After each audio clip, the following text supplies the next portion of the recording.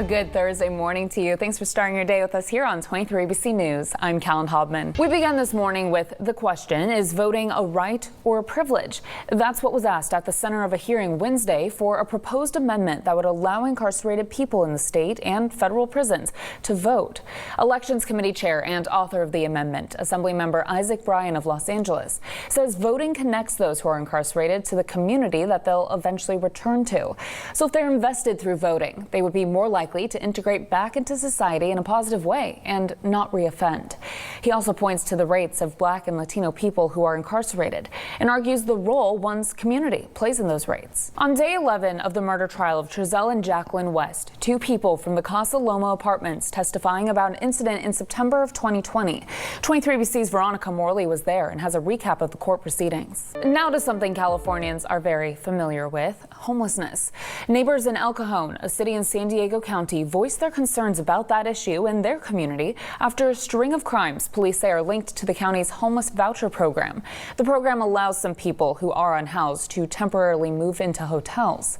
Residents meeting for the second time in a series of 4 town halls to discuss the issue.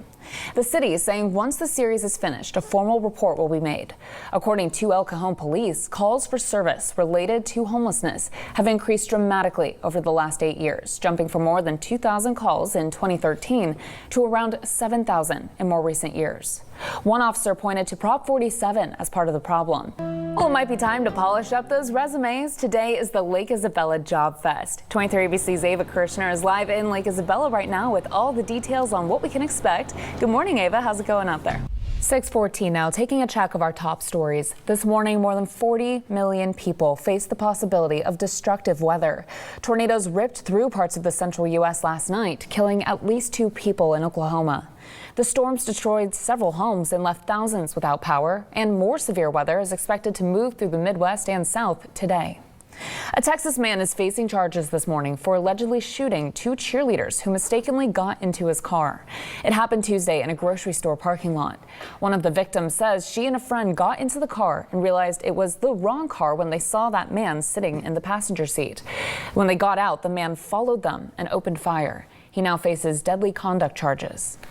The family of Tyree Nichols is suing the city of Memphis for $550 million. Nichols, you may remember, was severely beaten by Memphis police officers during a traffic stop in January, and he died 3 days later.